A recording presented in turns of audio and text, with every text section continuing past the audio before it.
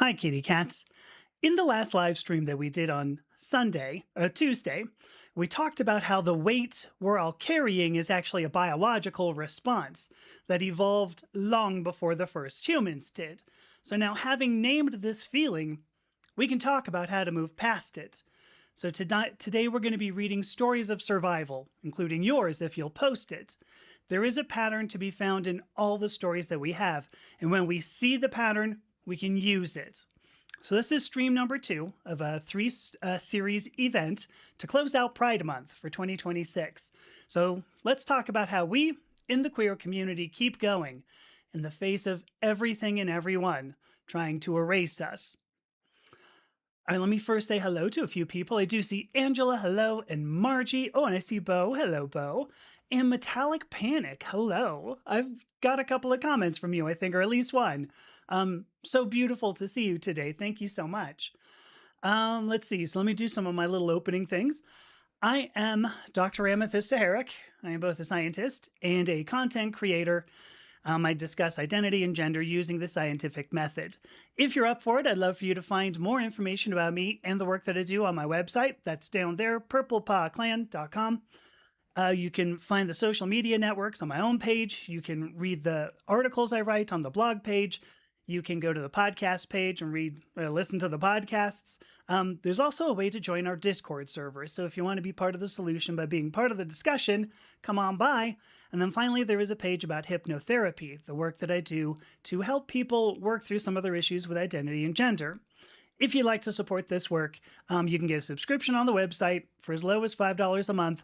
You can sign up for the newsletter. You can follow me on social media and then like and share.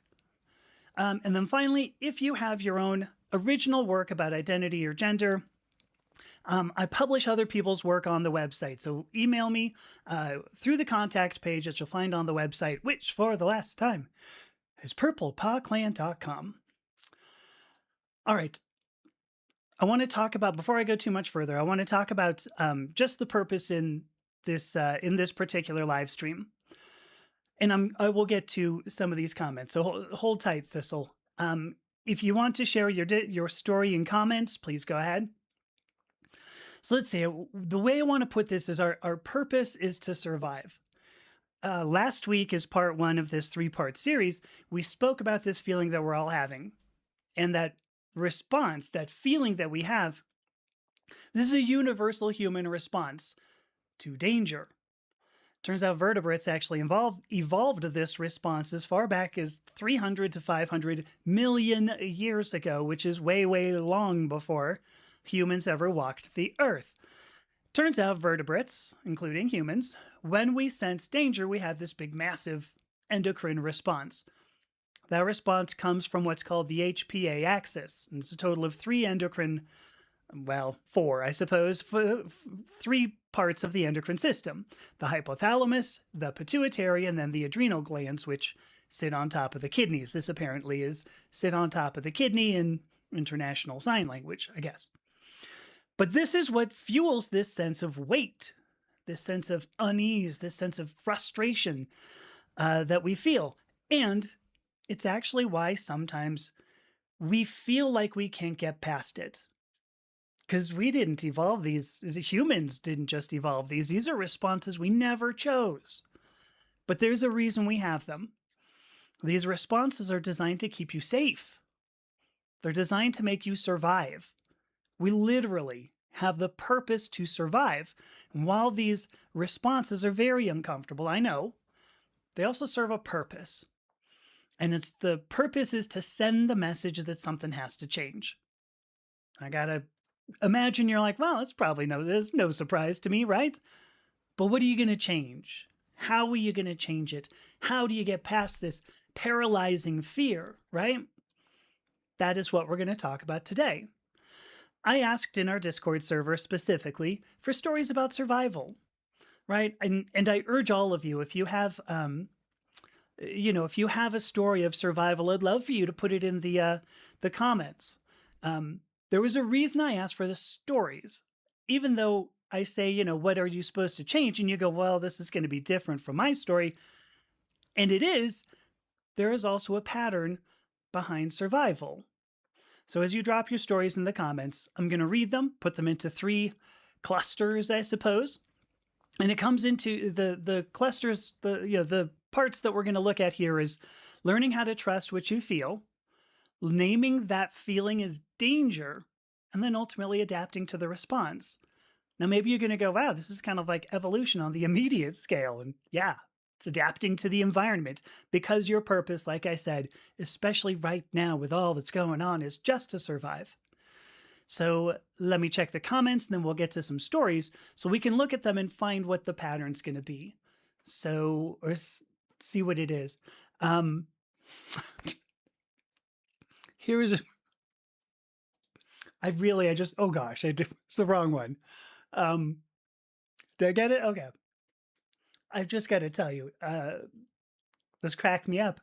Thistle says she slammed her pee in the car door and it fell off. Now she needs a new car door. That was a good that was a good bit.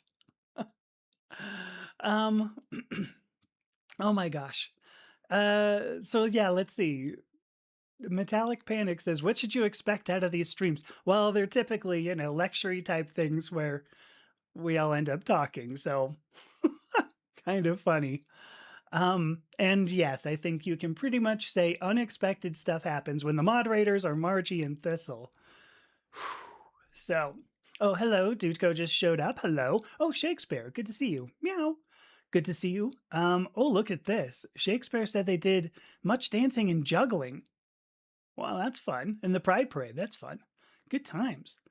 So yes, this is a great point. So Margie says about life stories, those of others not going to be congruent to yours, but aspects are likely quite likely similar. There is a pattern. So let's go ahead and get to the first one. So I want to let's make this a bit more formal. So I mentioned there were like three clusters that we're going to be able to observe in these stories.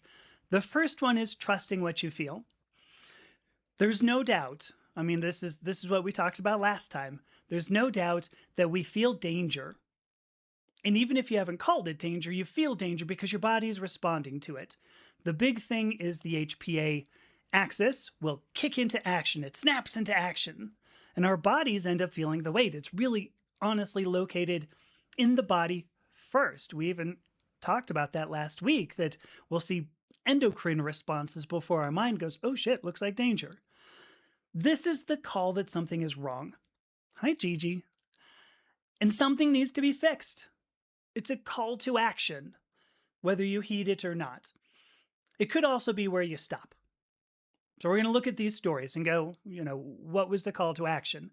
The second part of this is naming it. And it's what I wanted to do last time we talked. So on Tuesday. Hi, Minnie. When you name this as danger, that's important.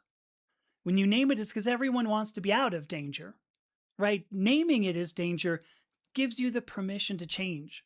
You give yourself the permission to change. And you need that permission before you can decide that you're going to make the change. Naming it is huge. This feeling of danger and pain will give way to the one small permission that we can give ourselves, like an action to take. And that action changes how the HPA axis responds. So rather than being in danger so much, we're beginning to take control of ourselves.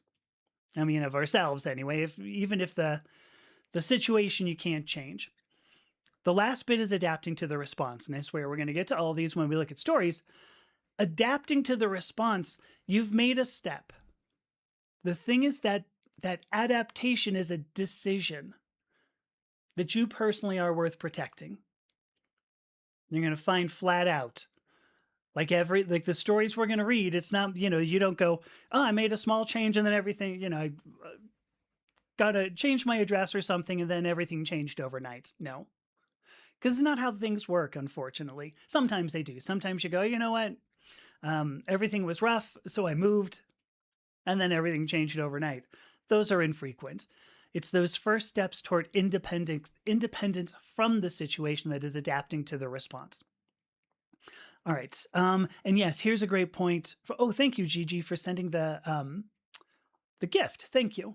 So Margie brings up a book, Bessel van der Kolk, The Body Knows the Score is what it's called. This is a great book. Very, very good book. For what I sounded a bit like our leader, didn't I? Bessel van der Kolk doing a great job, just doing a great. Everyone thinks he's doing great. Sorry. Um, Maybe I've been doing too many impressions. Anyway, point here is that definitely that's a good book. It really shows how early stress, especially early stress, ends up manifesting further in life. And we did do a quick stream about that. Well, not quick, but we did a stream about that. What was it? A couple of weeks ago, where we talked about how like adverse childhood experiences can turn into adult to poor adult health. Mental health and physical health is pretty crazy. So it's not crazy because the endocrine system's doing what it does.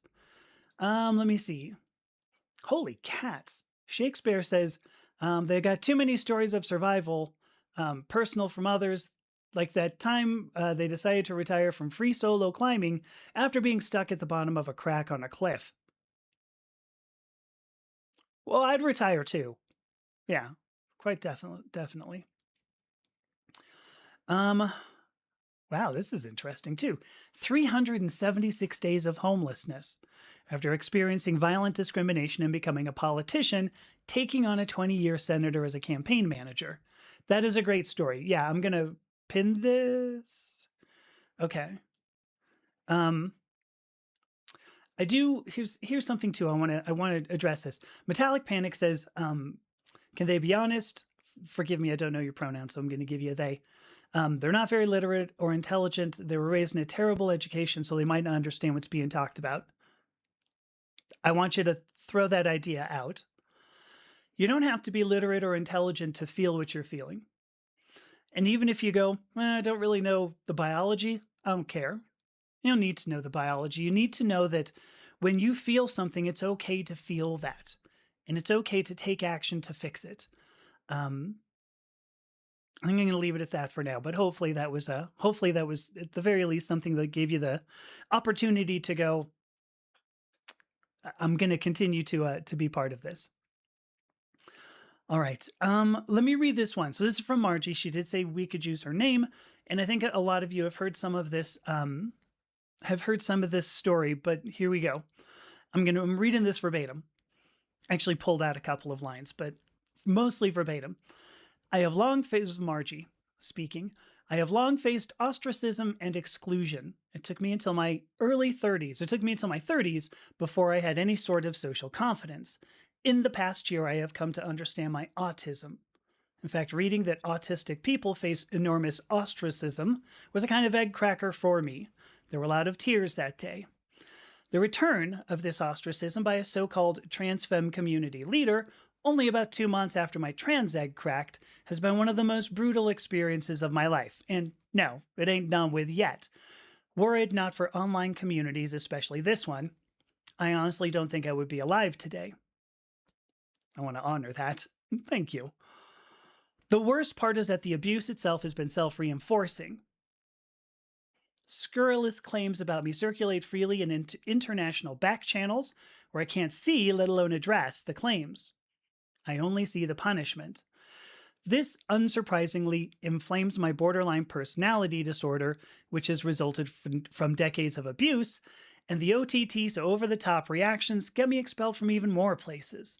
Add in the executive dysfunction of ADHD and the misery of PTSD, both officially diagnosed in November, and you have staggering emotional pain paired with incapacity to find help. I'm going to pause. This is a whole lot of information. Do you see what that was? This was not just trusting what she felt. It's also naming it as danger. So here we've got ostracism, we've got exclusion, figuring out that there's a diagnosis of autism. Become gender diversity is another one. Here's the biggest part. The worst part is that the abuse itself has been self-reinforcing. So long as we do not have a name, that's the way this works. Because we don't know. What the hell's wrong with me? What's wrong with me? Why is this happening to me? self-reinforcing. And then Margie does bring up that she actually cannot address the claims that have been made against her, but she feels punished. It continues to be punishment. And then we name some more: borderline personality disorder, decades of abuse, uh, dysfunction, executive dysfunction of ADHD, misery of PTSD. And finally, the whole thing is named, which, by the way, Margie, thank you so much for all of this. It was a beautiful, highly specific, and accurate account of what happened. Staggering emotional pain paired with incapacity to find help. That is huge. I mean, first of all, Margie has trusted what she feels. I have no doubt that this has caused plenty of endocrine, response here. Obviously, it felt wrong. The accuracy matters here. She didn't just go, you know what, it hurt. I was having trouble. I was struggling. The specificity makes a difference. The accuracy matters. It's been named as danger. Okay, emotional pain paired with incapacity to find help. Now I want to move on to the next part. But, Margie says, I have persisted. I have finally found a victim support organization that has listened to me and taken me seriously. This just happened last week, but the worker has given me the contact information for the most senior such person in the country. There's still an enormous lot of work to go. The situation took 30 plus years to devolve to its current state. Indeed, it was the stigma of earlier abuse that's caused the recent ostracism. The lesson of the story: never, ever give up. Yes, it's exhausting. It seems truly endless, but it's a logical impossibility to rule out the existence of a powerful potential ally whom you just haven't found yet. Keep on keeping on. Sit with that for a moment. That ended up being an adaptation. By naming this as danger, Margie was able to go, I know what I need. I need the ability to tackle the emotional pain, and in some way she needs to find somebody to help her find the people to do that. It's all been named. This small step was adaptation. And I see in this, when Margie says right here, the lesson of the story: never ever give up. Margie has chosen. You have chosen, sister, that you are worth protecting. Very important. Very important. She decided to take a step. Here's the other thing. She sees the change is slow, purposeful, and believing that she is worth protecting from the danger. So thank you, Margie. All right. Hopefully, did you see that pattern in there? The first thing that Margie did, even though at the very beginning that it seemed like it was self-reinforcing, and really we had no idea, why she felt excluded, ultimately she trusted that the exclusion was valid. I think a lot of times, sorry, where was we? Oh, Metallic Panic. We are going to talk about. Okay, sure. I will do some understanding or some explanation here. So Margie mentions this channel is about gender and identity. The big point here is that, especially when you look at something like gender diversity, you have people every day telling you you're wrong, assuming you're gender diverse. Always, always, always. Why? Because they don't trust what you feel. But here's the point: you do need to. You gotta trust what you feel. And when they tell you that you're wrong, you need to recognize that as a danger response. So hopefully that pattern was obvious. This was a great example. Thank you, Margie. I mean, I was like, I wonder if I'll get a story, and this could have been the whole show for what it's worth. Let me look at some of these comments. Here we go. Okay, so here's another one. So here's something from Dudko, and so I believe you're in Poland, I believe, as well. So Dudko says, I'm from a deeply religious family. I'm still stuck in this house for years. I feel like I'm existing, not living. I take strong psychiatric meds to deal with it. To deal with it. Often I cry in church since I'm forced to go. Okay. Honor those feelings. You cry in church. Why? You're forced to go. You want to be there. Honor that. That's valid. That is you. Um, I see that you can see a future. Existing, not living, you're taking psychiatric meds to deal with it. I mean, I know it feels bad and I wish there was some way I could jump into this and save you. Um, but you are saying you're dealing with it with some meds. That is at the very least seeing a future. And I gotta tell you, please, please, please, name this as danger. If you have the ability, if you can get medications, maybe you can talk to somebody as well and say, this is what it's doing to me. This is a danger response. This is a danger response. Um, Oh, here we go. Oh, so Gigi brings up she doesn't like reading Bessel van der Kolk in particular. Yeah, he rubs her wrong, but it's good information. Is the book again? If you did not hear it, it's called "The Body Knows the Score."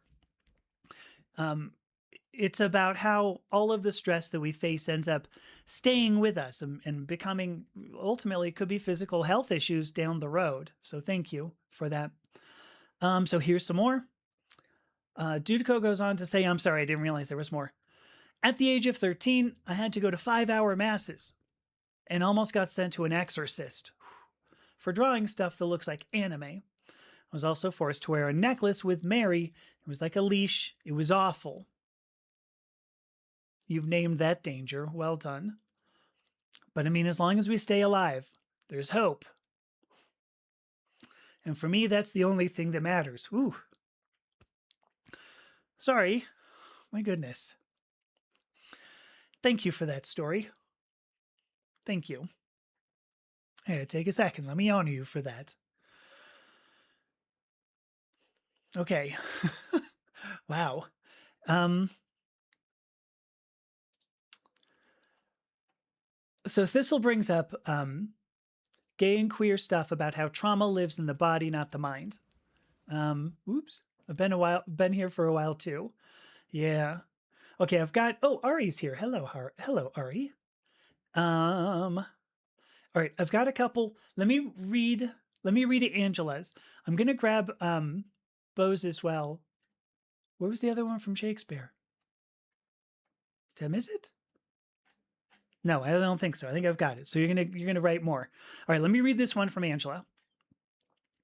Angela says, when I was about 21, sorry, I'm going to be futzing with my nose. I just got the septum pierced on Friday, and I'm still like, it's not, I'll move my head around and I'll go, what the hell? So I'm sorry if I make funny faces. Here's something from Angela. She says, when I was about 21, my mother found my stash of female clothes for the second time. I decided to tell my mother that I knew I was transsexual. Luckily, she accepted me. But my father had cancer. I was also selling our house and moving with the bank from a place in England to another place in England. My father died of cancer while selling the house. First of all, I'm sorry. And moving, and my mother came to live with me. Then the house had subsidence, so was unseeable until it could be repaired. So for many months, I had to pay 2 mortgages. By this time, I was also increasing my female wardrobe because I was only male at work. I regularly was going as my female self to London and seeing the girls at the makeup counter to show me how to do my makeup. With all this happening at the same time, you can see I was under a lot of stress.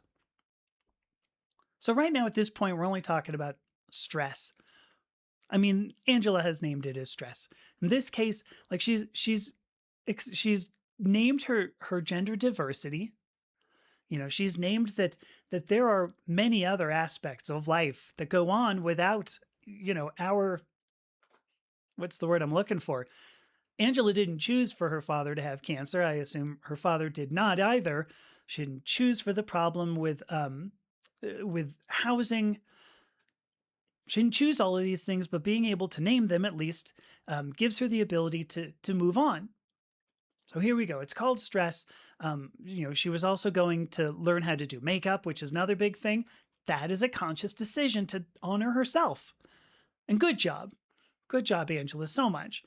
Here is the end of the story, or the rest of the story. But I survived. And things got better until I was 30, and I couldn't pretend at the bank any longer. My mannerisms became more feminine, and the bank allowed me to become Angela at work. There we go. It's been named as danger. And then at that point, you can make the decision that you're worth protecting. You did it. Did everything change overnight? Nah, probably not. It was the first step toward being independent from that entire situation. So thank you, Angela. Thank you so much for that. Let me see what. Oh my goodness, we're getting quite a few comments here. All right, let me see what I can do here. Ari is here. Oh gosh, wow. Bo says, and they, I believe they, I think they pronouns. So let me see. Bo says, well, I'm just going to read this verbatim. Bo says, at the age of 6, I came out to my parents. He was rejected, not because of ignorance. The opposite. My mother was transmasculine in denial. Wow. For what it's worth, I sort of did the same, and it was certainly rejected. I don't know if it was ignorance. I would guess it was really just, hey, I'm raising you to be a Lutheran. What the hell's wrong with you? Thank you for that story, Bo. Here's more of it. At 8, I was close to attempting to take my life, but decided to hide instead. It took nearly half a century before I started to transition. A couple of years ago, I started writing parts of my story on Substack. It did help to put everything into focus. Yeah. Writing, I think, is a huge part of, can be a huge part of this. I think it's really great to be able to, when you write only for yourself, when you write on Substack, I mean, now you're writing for other people as well, but even when you're just writing for yourself, like in a journal, you give yourself the permission to look at your life and go, what the hell am I doing? And giving those things names again makes a huge amount of difference. So thank you for that, Bo. Is there one more? Oh, here we go. Oh my gosh. So here Bo says, from 6 to 8, my mother worked hard on correcting me, including making sure I was isolated at school. Isn't that fun? Thanks, Ma. All right. What else do I have here? Yeah, so Ari says, they need some queer wisdom and love these days. It's exhausting dealing with abusive family. Oh, I'm so sorry. Yeah. Yeah, Ari, I don't remember if you're in the Discord server or not. I think so. I agree with Margie. If you're feeling lost or lonely, drop a DM or even just, say something in the Discord server. So, so Ari goes on to say they felt so gaslit, but it runs deep. Generations of denial and abuse, especially in their family, or at least in their family. Yeah. And Gigi, by the way, just to pass this along, sorry, Dudeco. Gigi says she's sorry you're going through that. And this is here's the thing. So Ari goes on to say, 1,000 thanks. They've maladapted to being a lone wolf. You can name it, and the way that at this point Ari is adapting to it is just by turning within, hiding. Certainly a possibility, certainly, a type of protecting yourself. And I mean, one of the next steps, if you can get here, Ari, would be, being able to move forward as far as you can. Maybe you can just move away. That's something. I got a couch. All right, here we go. All right, Metallic Panic says, yeah, so the way I saw Metallic Panic, I believe, was on a Joy video I did yesterday. So I totally am with you here. Metallic Panic says this is a bit too serious. I don't really have any trauma related to my sexuality, but I'm very glad there's spaces like this to help people with trauma. Thank you. I don't know if you're still here, Panic, but if you are, thank you so much. I'm not always this, I kind of am actually usually this serious. I don't know. Am I? Do I ever lighten up? Sometimes. Um, Thank you the for the comment about the septum. It just when I walk up and downstairs, I feel it flopping. It's the funniest thing. There you go. Um,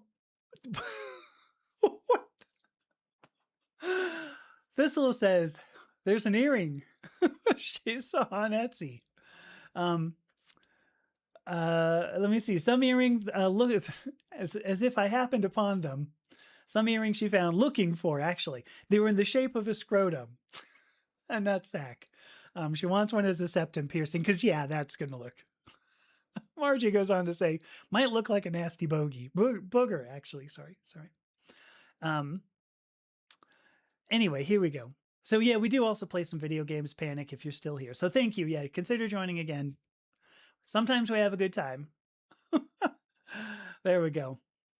Wordscape. Hello, Wordscape. Good to see you. So Wordscape says, a few days ago, my best cishet pal told me how he thought I should feel about homophobia. He could not understand the tantrum that followed. Grr, can only imagine how trans folk must feel. Yeah, wow. Anytime somebody says this is what you're supposed to feel, I think it's a good time just to go, you know what? No, thank you. But no. What in the world? I mean, that makes no sense. I understand the tantrum that followed there. Let's just say that. What else do we have? So Thistle says, to Bo, wow, I know how it feels. Tried to come out as a child, was beaten severely, quickly turned suicidal. I'm going to tell you what that is such a huge part of our story. We always have some sort of physical abuse, often sexual abuse, typically suicidal ideations. That's just the way it seems to be in the queer community. And that's why I wanted to do this particular 3-stream arc, sure, is to say that we do go through all of these things and we do share all of these stories. And when you don't have a place where you can talk about them, you really get messed up. And so Thistle, I appreciate you sharing that story. And thank you. I mean, we do survive and kind of lost my train of thought because I was sort of thinking about childhood, but we do make it. We can make it. Let me change that. Angela says, thanks for reading my story. It shows how you can survive most problems over time if you have a strong sense of survival. And I'm going to tell you, I'm going to say, the sense of survival, I think that's where people go, I don't know what that is. And what it is being able, first of all, to trust that you're feeling the pain you're feeling. I'm going to go right back to this. Naming it what it is you're feeling, and then finally choosing that you are worth protecting. So 2:30. Wow, I'm kind of surprised we got this far. So Dudeco says they deal with being in an abusive situation, and for them it's to detach themselves from everything besides art, since this is the only thing I can enjoy somewhat safely, and it's free or almost free. I think that's a great self-expression. I think is beautiful. Whether, when I was younger, I mean, I still play guitar, but when I was younger, for me, it was music. For Dudeco, it's art. For some of us, it's writing in a journal, like I was mentioning before. And, I think those are ways that you make sure that you honor yourself. Ultimately, it's honoring yourself. And thank you so much. Oh, look, Louise is here. Hello, Louise. Wait, yes. No? Wait. Louise? I think so. Thank you, Yasmin. I just got it done on Thursday, so I keep playing with it. Look at this, yeah. You're serious often, you are never heavy. Ever since I started getting estradiol therapy, I've gotten much heavier. I guess I'll put it like that. But Um, hey, Forrest, good to see you here. Oh, Dudeco says, I got my ears pierced a couple days ago just because I saw cute fake pearl earrings for about €3. Oh, I think that's awesome. Gosh, for those earrings, I like that. Um, Interestingly, my wife just put in more. She used to have more earrings in her ears, and she took some of them out. So there you go. Put them back in. It's neat. Um, yeah, here you go. Margie says it's a huge step. Love, love, love wearing earrings. Yeah. Oh gosh, Thistle, thank you. This is a great response to what Wordscape said. Yeah, when someone tells you how you're supposed to think or feel, you ask them honestly and sincerely who got them thinking and feeling that way. I mean, that's a great point to say, oh, you seem to think that I should think or believe something. Why do you believe that? And second of all, why do you think I should? So, oh, Genevieve got here. Hello. Genevieve got here. No need to apologize. So, so Genevieve, just so everybody knows, just traveled. Hopefully, you don't mind me saying this. Just traveled. She is doing some gender affirming surgery Tuesday. So, there you go. I'm always afraid I'm going to bonk this microphone. Um, Look at this. Like the guy falling from the top of the Empire State Building when someone asked him halfway down, hey, you okay? Yeah, right, exactly. And Louise, I happened to see, I looked over here. This is things. And I saw your photo and went, oh God, it is. Okay, good. All right. 236. So I think we went through a lot of this. I'm so glad that we've had the ability to talk through some stories. What I want to do is is I guess the point here is talk about the path to survival. Um, oh, it was Angela who said a strong sense of survival. This is a pathway you have to walk. Um, it's a long pathway. I mean, it's a lifelong pathway, right? So here is the pattern again. When you come upon a situation, and you will, it might still be today. I mean, you might still feel this today. So here's the pattern. Trust what you feel. I'm going to tell you flat out, especially now that Thistle made the point about, asking about, hey, why are you telling me to think something? Trust what you feel, because only you are able to determine what feels like danger to you. I had, my parents have really wanted to tell me what I'm supposed to feel, but only I am able to determine what I actually feel. They could not. Only you can determine what feels like danger to you. And if it feels like danger, you honor that. Okay, that is a message that something needs to change. Now, having named the response as danger, here's the point. Knowing what you feel is danger gives you the permission to change. That's a conscious decision to take a step out of danger. Um, a lot of us don't want to do that because it's hard. It's hard to say, well, this is dangerous, right? My parents are jerks or whatever. I feel a certain thing. That's one of the hardest parts, is to give yourself the permission to feel that this is danger, which means you have to make a change. It's a conscious decision that you are worth protecting from the danger. And I don't know about everybody out here, but I really struggle with the belief that I'm worth protecting from danger. So when you've made that decision, then you can adapt. This is you have a danger response, you can adapt to that response. When you take a step, and it doesn't have to be big, it could be piercing your ears to put in pearl earrings. Whatever the step is, you prove. You've gone beyond deciding that you're worth protecting from danger. You prove that you are worth protecting from the danger. Doesn't have to be a big step, but you begin to protect yourself. And of course, this doesn't end. Like, this is an ongoing process. One small step is a beginning. You have to continue to protect yourself until you're out of danger, until you can deal with the danger, whatever it is. I said something before. In fact, actually, before I go on, because here we go. Margie even brings up taking actions against danger can be a small act. Yesterday, she bleached her hair. Just bleached her hair, and it feels really good. Yeah, just even one of those things.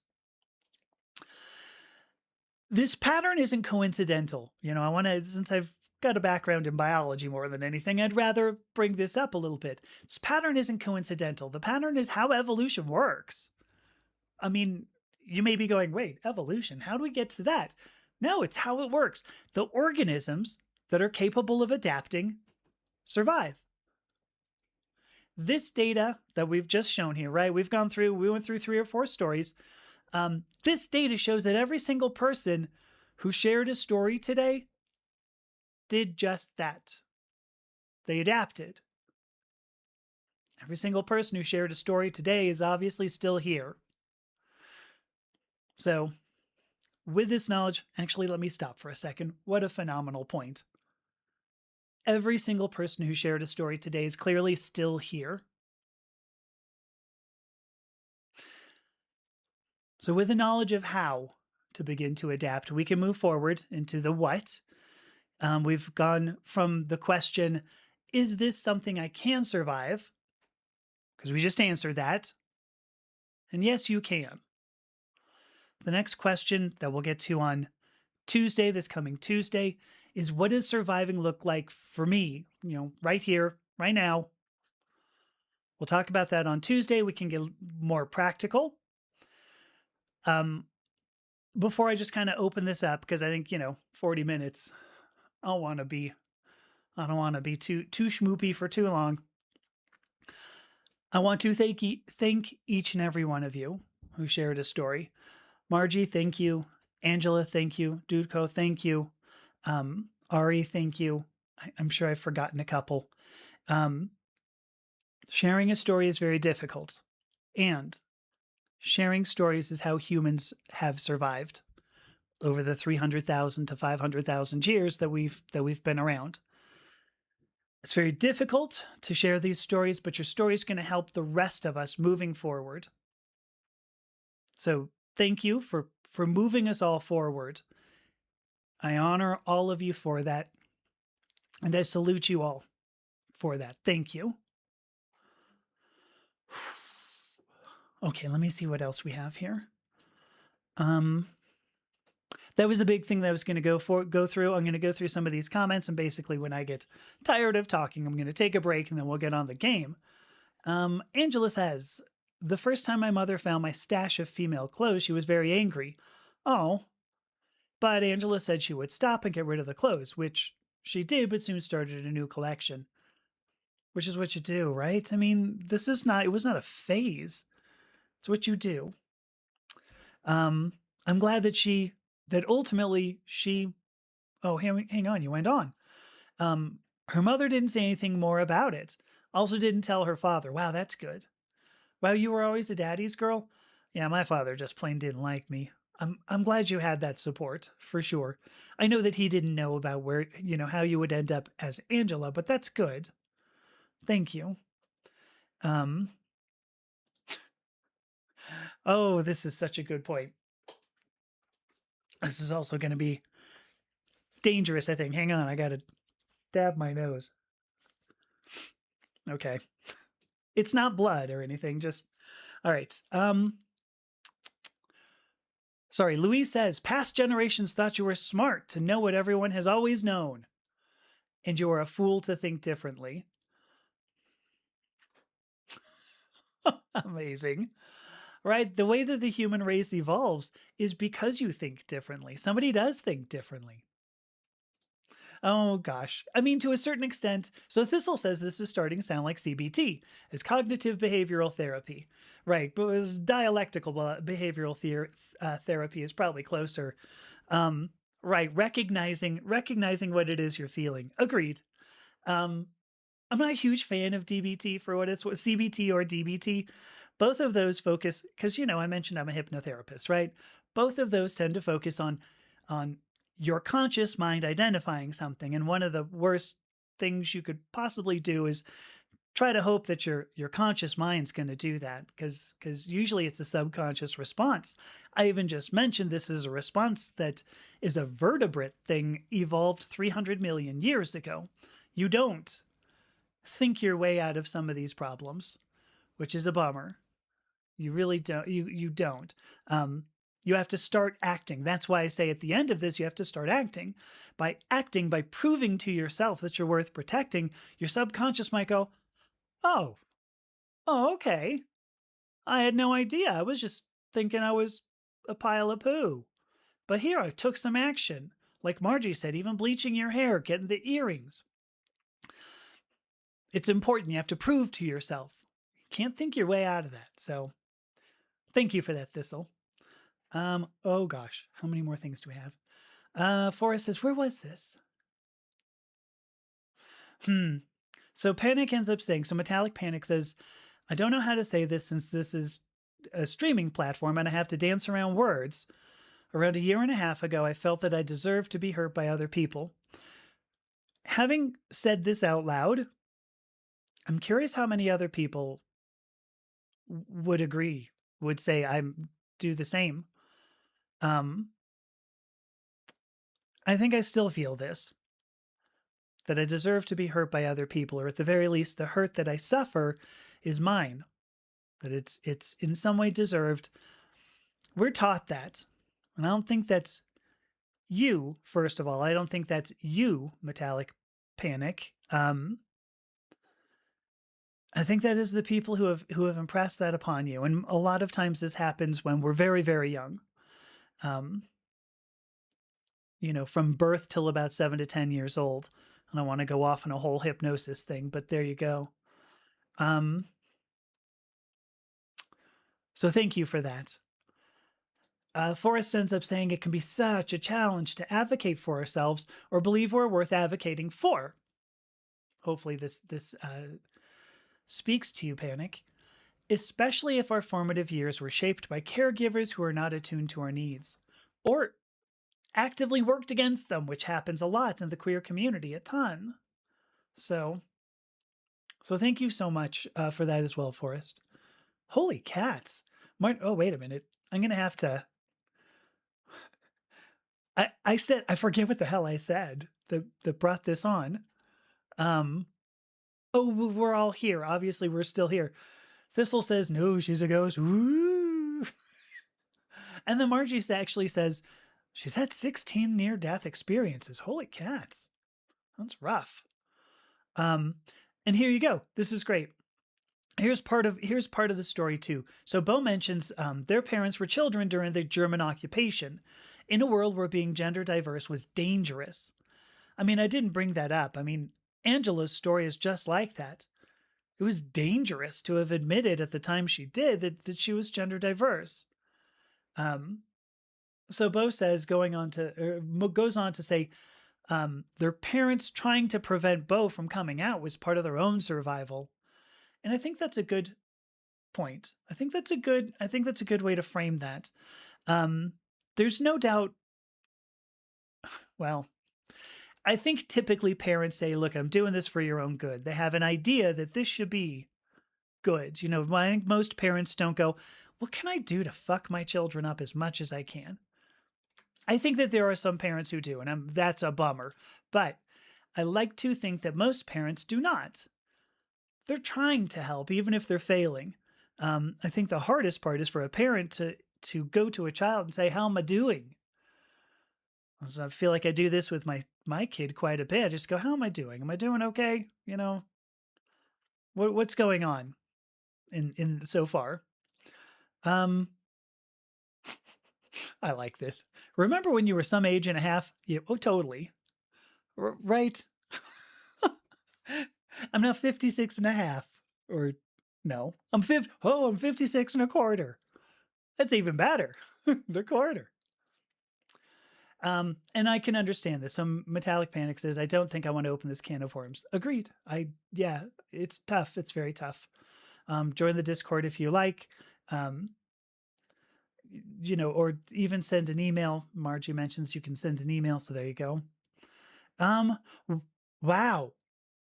So Bo says their father knew from 2 that they were transgender and treated her as a girl for 60 plus years without ever mentioning it. Wow. I wish I had that same experience. I'm going to leave it at that. That is amazing.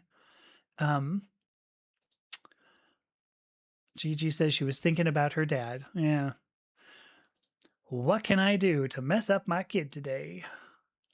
Wait, your father did think that? Genevieve says the same. I mean, I'd like to think that most parents are like, I'm gonna try to be good to my kid. Yikes. So there you go.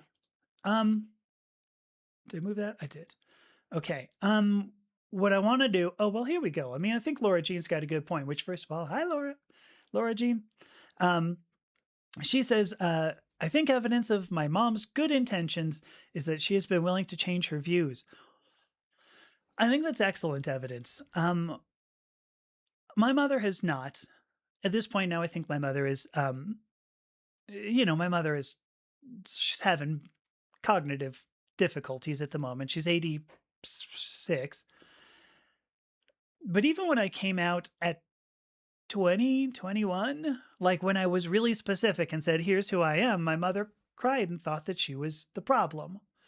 That it wasn't me, that she was in some way, she was the one who made everything about me. And being able to change views would have made this so much easier on me, really. So I'm glad, Laura Jean, that happened. Oh gosh. All right. Well, Gigi goes on to say, my dad is a diagnosed narcissist and sociopath. Actually diagnosed. And I was a scapegoat. All right, here we go. This is what I want to bring up too. And I'm gonna end on this one, I swear.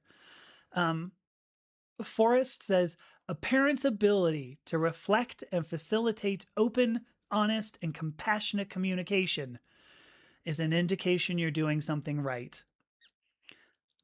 I don't even know if you need parent in there. I think friend, I think manager, I think leader, I think politician, I think just in general a person. The indication that you're doing something right is your ability to reflect on yourself. I don't know if you remember something about, we talked about the hierarchy of intelligence and then later the hierarchy of cognitive ability. And at the top of intelligence in particular was metacognition, the ability to look inside, as I was putting it, the ability to look inside and go, am I the problem? Hi, it's me. I'm the problem, right? I don't know who did that, but I'm going to in before sort of thing there, right? I think in general, yes, you need to be able to self reflect. You need to be able to facilitate open and honest and compassionate communication. There you go. Thank you so much for that. A bunch of other comments came in. What I'm going to do, I'm going to take 5 minutes off. I'm going to take a break. Luckily, it's not super hot in here today. That's good. But I'm going to set up my fan no matter what, and we'll play Horizon. There we go. We'll play some Horizon. It'll be a good time because, as soon as you've been talking about how difficult it is in the world today, you pull out a post-apocalyptic game in which people are trying to survive.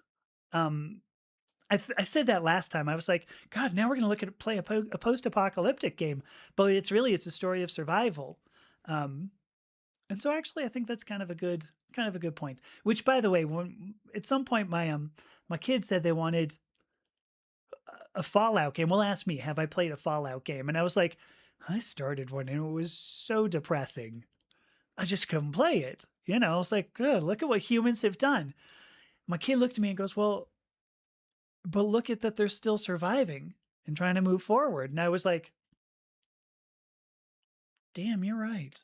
It's like, thank you, kid, smart kid. And yes, it's Horizon Zero Dawn is what we're going to play. Ooh, who's the... Oh my goodness. Look at this. The Trans SJW. So this is, hi everyone, I'm quite a fan from a year or so ago, which thank you. Oh my gosh. Finally came out to close friends and doing what I can for gender affirming care. Woo! Cheers. I wish I had a little thing, like a little icon that could go, woohoo! That's so awesome. All right, gosh. Take a break. Taking a break. 5 minutes. Gonna be back, I swear. And then we're probably gonna talk again, but I'm coming back. I'll be back in 5 minutes. Okay, I was looking through comments here. There are some I want to address a couple because these are awesome comments. I'm going to get here. I'm going to pop up two or three in a row. Um, so Forrest says, activates megaphone. All children deserve parents, but not all parents deserve children. That true. Gigi agrees, right? Um, the other thing, what was the other one? Oh, and then Gigi ends up saying awesome kid. Here's what I was going to say, because I saw those and it reminded me of uh, like a situation I was in. I don't know. Let me just tell the story. I had a I had a friend, and this friend, I don't even know how we got on the topic, but I have this friend, and I said, "Why did you have children?" And the guy goes, "I really wanted to have kids. I have so much I can teach them." And this was a long time. I don't know who it was. It was a long time ago, long before I had children, long before I even would have thought I wanted children. But I'm thinking to myself, oh yeah, I got a ton of wisdom. Yeah, there's sounds like a great idea. Have a kid, teach people to be better, whatever that means. And then we ended up having a kid. And in my opinion, this is my opinion, doesn't have to be, anybody else's. But in my opinion, if you go into parenthood thinking, well, what I'm going to do is teach my child, you're probably going at it in the wrong direction. Because I would say the biggest thing that my kid has done for me is teach me what it's like to be a human. If you go into this thinking I'm going to teach my kid, I think you're probably bass ackwards. Is that how they said it in back asswards? Trying to think of, Holden Caulfield quote. So, yeah, there you go. Um what was the other thing I was going to do? Is there anything else? I don't think so.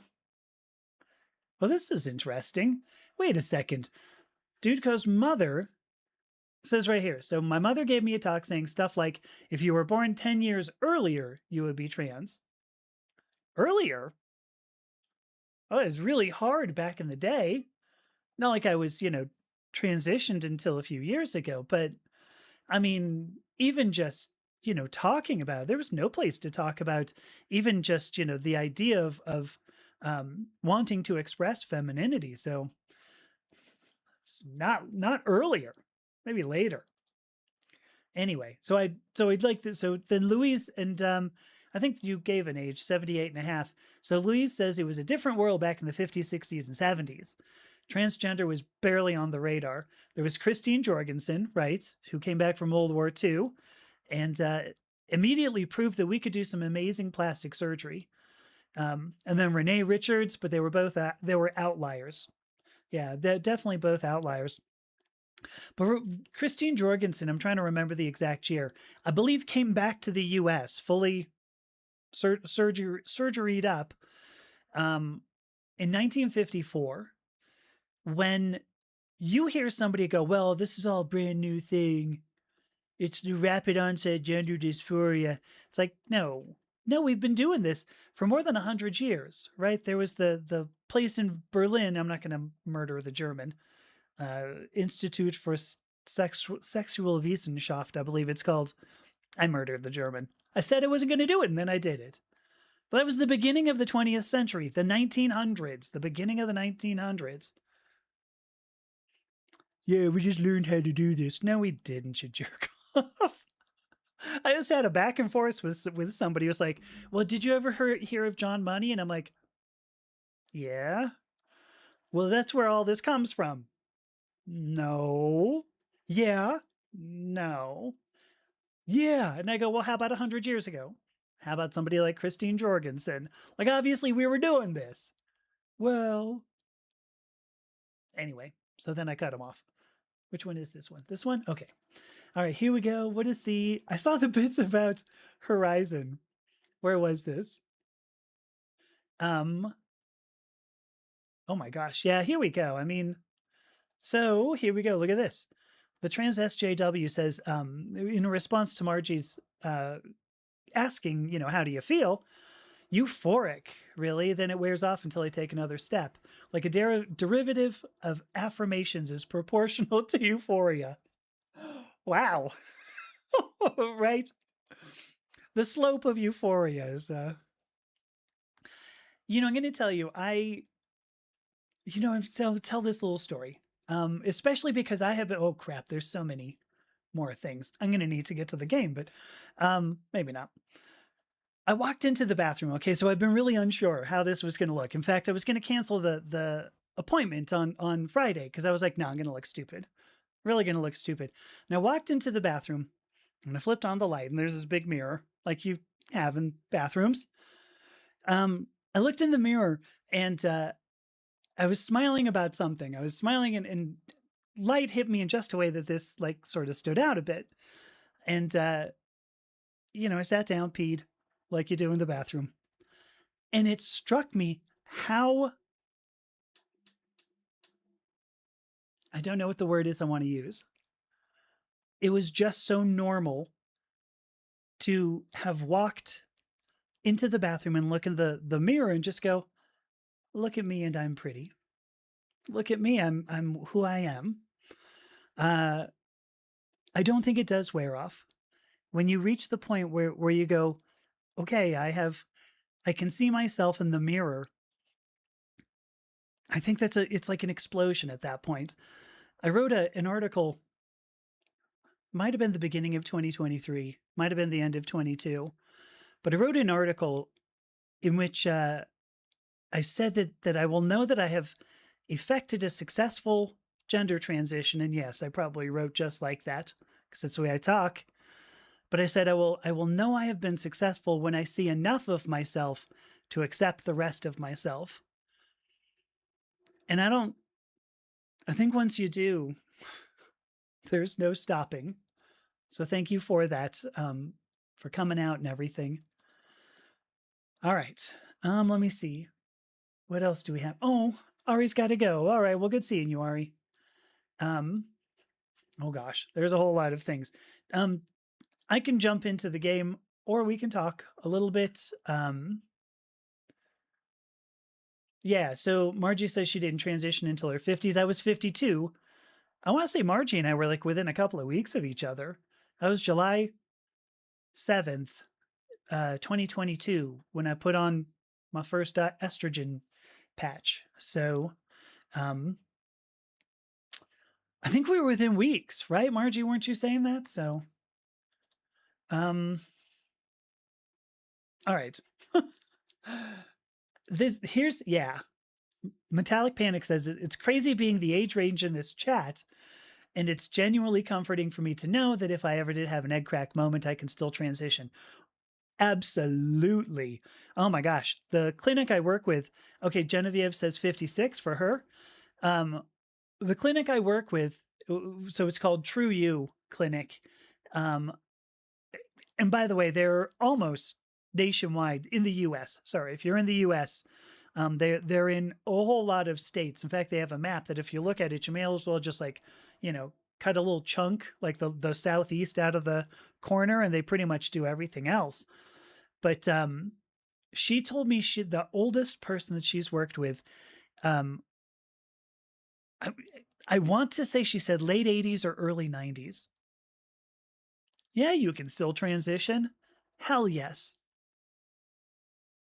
I was going to be more emphatic, and then I went, well, I don't want to be, uh, I don't want to be banned anywhere, so I'm gonna. Yes. Oh, look at this. As long as you still have a pulse, it's never too late to transition. I think so. Genevieve says the most amazing feeling in the world. Yeah. So, all right. I am finally going to switch over to